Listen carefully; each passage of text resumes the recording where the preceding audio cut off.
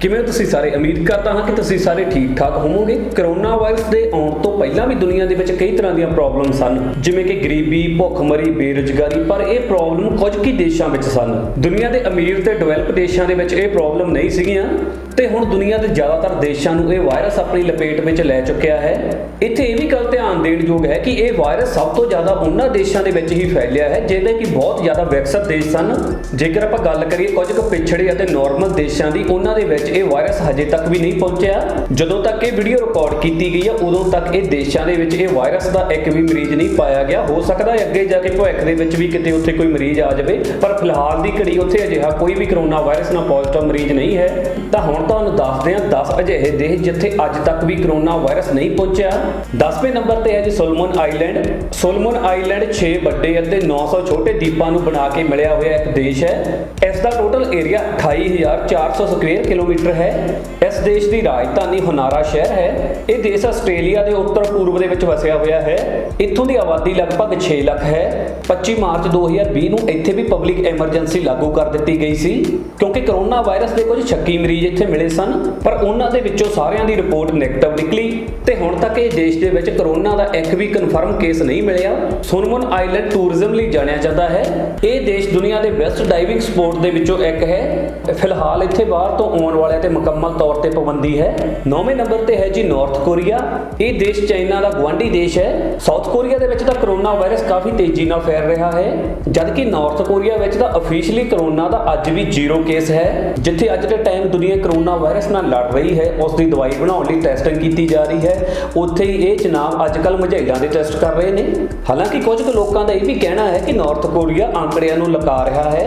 ਇੱਥੇ ਇਹ ਵੀ ਹੋ ਸਕਦਾ ਹੈ ਕਿ ਇੱਥੇ ਕਰੋਨਾ ਦਾ ਇੱਕ ਵੀ ਅਜਿਹਾ ਕੇਸ ਨਾ ਆਇਆ ਹੋਵੇ। ਇਸ ਦੀ ਇੱਕ ਵਜ੍ਹਾ ਇਹ ਵੀ ਹੈ ਕਿ ਕਿਉਂਕਿ ਬਹੁਤੇ ਦੇਸ਼ਾਂ ਨੇ ਹੁਣ ਆਪਣੇ ਦੇਸ਼ ਦੇ ਵਿੱਚ ਇਹ ਪਾਬੰਦੀਆਂ ਲਗਾਈਆਂ ਨੇ ਕਿ ਬਾਹਰੋਂ ਜਾਂ ਅੰਦਰੋਂ ਕੋਈ ਵੀ ਨਾਗਰਿਕ ਕਿਸੇ ਹੋਰ ਦੇਸ਼ ਦੇ ਵਿੱਚ ਨਹੀਂ ਜਾ ਆ ਸਕਦੇ, ਜਦਕਿ ਨਾਰਥ ਕੋਰੀਆ ਦੇ ਵਿੱਚ ਇਹ ਪਾਬੰਦੀਆਂ ਹਮੇਸ਼ਾ ਸ਼ੁਰੂ ਤੋਂ ਹੀ ਲੱਗੀਆਂ ਹੋਈਆਂ ਨੇ। ਇੱਥੇ ਤਕਰੀਬਨ ਹਮੇਸ਼ਾ ਹੀ ਲਾਕਡਾਊਨ ਲੱਗਿਆ ਰਹਿੰਦਾ ਹੈ, ਜਿਵੇਂ ਕਿ ਇੱਥੋਂ ਦੇ ਲੋਕ ਵਿਦੇਸ਼ ਨਹੀਂ ਜਾ ਸਕਦੇ। ਵਿਦੇਸ਼ ਵਿੱਚ ਜਾਣਾ ਤਾਂ ਬਹੁਤ ਦੂਰ ਦੀ ਗੱਲ ਹੈ। ਜੇਕਰ ਇੱਥੋਂ ਦੇ ਲੋਕਾਂ ਨੂੰ ਇੱਕ ਤੋਂ ਦੂਜੇ ਸ਼ਹਿਰ ਵਿੱਚ ਜਾਣਾ ਪੈਂਦਾ ਹੈ ਤਾਂ ਉਹਨਾਂ ਨੂੰ ਗਵਰਨਮੈਂਟ ਤੋਂ ਇੱਕ ਸਪੈਸ਼ਲ ਪਾਸ ਬਣਾਉਣਾ ਪੈਂਦਾ ਹੈ। ਜਿਵੇਂ ਕਿ ਹੁਣ ਲਾਕਡਾਊਨ ਹੋਏ ਤੋਂ ਆਪਾਂ ਦੁਨੀਆ ਦੇ ਵਿੱਚ ਰੋਡ ਖਾਲੀ ਦੇਖਦੇ ਹਾਂ, ਨਾਰਥ ਕੋਰੀਆ ਦੇ ਵਿੱਚ ਹਮੇਸ਼ਾ ਹੀ ਇਸ ਤਰ੍ਹਾਂ ਨਾਲ ਰੋਡ ਖਾਲੀ ਦਿਸਦੇ ਰਹਿੰਦੇ ਨੇ। ਇੱਥੇ ਟੂਰਿਸਟ ਵੀ ਬਹੁਤ ਘੱਟ ਆਉਂਦੇ ਨੇ, ਇਸ ਲਈ ਨਾਰਥ ਕੋਰੀਆ ਜੋ ਦੱਸ ਰਿਹਾ ਹੈ ਕਿ ਉਸਦੇ 0 ਕੇਸ ਹੈ, ਇਹ ਗੱਲ ਸੱਚ ਵੀ ਹੋ ਸਕਦੀ ਹੈ। 8ਵੇਂ ਨੰਬਰ ਤੇ ਹੈ ਤੁਰਕਮੇਕਿਸਤਾਨ।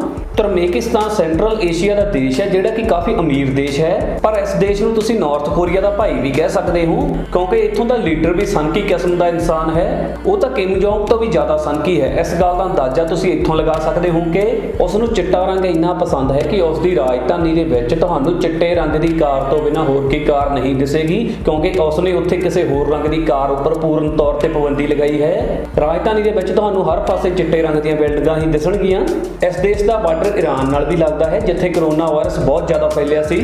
ਤਾਂ ਫਿਰ ਇਹ ਵਾਇਰਸ ਤੁਰਕਮੇਕਿਸਤਾਨ 'ਚ ਕਿਉਂ ਨਹੀਂ ਫੈਲਿਆ? ਇੱਕ ਪਾਸੇ ਜਿੱਥੇ ਪੂਰੀ ਦੁਨੀਆ ਦੇ ਵਿੱਚ ਭੀੜ ਇਕੱਠੀ ਕਰਨ ਤੇ ਬੈਨ ਲੱਗਿਆ ਹੋਇਆ ਹੈ, ਉੱਥੇ ਹੀ ਤੁਰਕਮੇਕਿਸਤਾਨ ਦੇ ਵਿੱਚ ਮਾਸ ਸਾਈਕਲਿੰਗ ਰੈਲੀ ਕੀਤੀ ਗਈ। ਇਸ ਦੇਸ਼ ਦੇ ਵਿੱਚ ਵਾਇਰਸ ਨਾ ਫੈਲਣ ਦਾ ਇੱਕ ਕਾਰਨ ਇਹ ਵੀ ਹੈ ਕਿ ਇਸ ਦੇਸ਼ ਨੇ ਆਪਣਾ ਬਾਰਡਰ ਫਰਵਰੀ ਵਿੱਚ ਹੀ ਸੀਲ ਕਰ ਦਿੱਤਾ ਸੀ ਤੇ ਫਰਵਰੀ ਵਿੱਚ ਹੀ ਇਸ ਨੇ ਚੀਨ ਅਤੇ ਕੁਝ ਅਜਿਹੇ ਦੇਸ਼ਾਂ ਦੇ ਜਿਨ੍ਹਾਂ ਦੇ ਵਿੱਚ ਵਾਇਰਸ ਦਾ ਖਤਰਾ ਸੀ ਉੱਥੋਂ ਆਉਣ ਵਾਲੀਆਂ ਫਲਾਈਟਾਂ ਨੂੰ ਮੁਕੰਮਲ ਤੌਰ ਤੇ ਬੰਦ ਕਰ ਦਿੱਤਾ ਸੀ ਤੇ ਨਾਲ ਹੀ ਇੱਕ ਸ਼ਹਿਰ ਤੁਰਕਮੇਨਕਾਬਾਦ ਵਿੱਚ ਕੁਆਰੰਟਾਈਨ ਜ਼ੋਨ ਬਣਾ ਕੇ ਉੱਥੇ ਬਾਕੀ ਦੀਆਂ ਇੰਟਰਨੈਸ਼ਨਲ ਫਲਾਈਟਾਂ ਨੂੰ ਭੇਜਿਆ ਗਿਆ ਤਾਂ ਕਿ ਹਰ ਪੈਸੇਂਜਰ ਨੂੰ ਕੁਆਰੰਟਾਈਨ ਕੀਤਾ ਜਾ ਸਕੇ।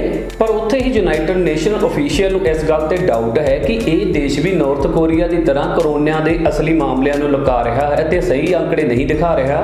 ਨੰਬਰ 7 ਤੇ ਹੈ ਜੀ ਤਜਾਕਿਸਤਾਨ। ਰਿਪਬਲਿਕ ਆਫ ਤਜਾਕਿਸਤਾਨ ਸੈਂਟਰਲ ਏਸ਼ੀਆ ਦਾ ਇੱਕ ਦੇਸ਼ ਹੈ। ਇਸ ਦਾ ਬਾਰਡਰ ਵੀ ਚਾਈਨਾ ਦੇ ਨਾਲ ਲੱਗਦਾ ਹੈ। ਇਸ ਦੀ ਰਾਜਧਾਨੀ ਦੁਸ਼ਾਂਬੇ ਹੈ।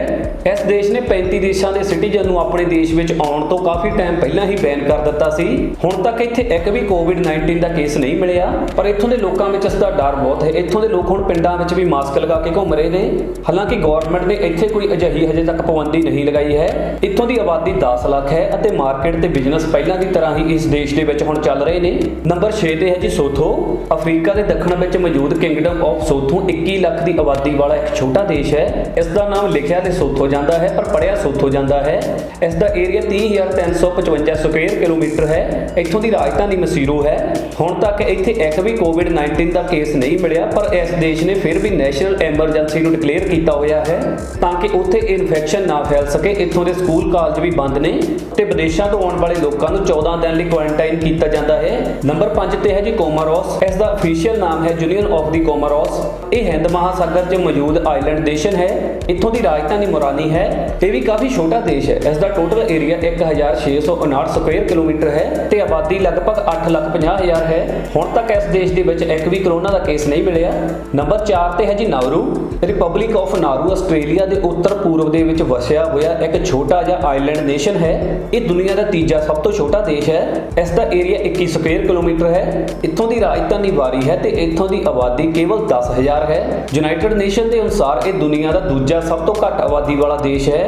ਇੱਥੇ ਕਰੋਨਾ ਵਾਇਰਸ ਨਾ ਫੈਲਣ ਦਾ ਇੱਕ ਕਾਰਨ ਇਹ ਵੀ ਹੈ ਕਿ ਇੱਥੇ ਇੱਕ ਸਾਲ ਦੇ ਵਿੱਚ ਤਕਰੀਬਨ 160 ਟੂਰਿਸਟ ਹੀ ਆਉਂਦੇ ਨੇ, ਪਰ ਫਿਰ ਵੀ ਇਹ ਦੇਸ਼ ਨੇ ਆਪਣੀ ਸੇਫਟੀ ਦੇ ਲਈ 2 ਮਾਰਚ ਤੋਂ ਬੈਨ ਲਗਾ ਦਿੱਤਾ ਅਤੇ ਨੈਸ਼ਨਲ ਐਮਰਜੈਂਸੀ ਲਗਾ ਦਿੱਤੀ ਕਿਉਂਕਿ ਇਸ ਦੇਸ਼ ਦੇ ਵਿੱਚ ਸਿਰਫ ਇੱਕ ਹੀ ਹਸਪਤਾਲ ਹੈ ਤੇ ਕੋਈ ਵੀ ਵੈਂਟੀਲੇਟਰ ਨਹੀਂ ਹੈ ਤੇ ਇੱਥੇ ਨਰਸਾਂ ਦੀ ਕਮੀ ਵੀ ਹੈ। ਇਸ ਲਈ ਇਹ ਦੇਸ਼ ਕੋਈ ਰਿਸਕ ਨਹੀਂ ਲੈਣਾ ਚਾਹੁੰਦਾ। ਨੰਬਰ 3 ਤੇ ਹੈ ਜੀ ਕਿਰੀਬਾਟੀ।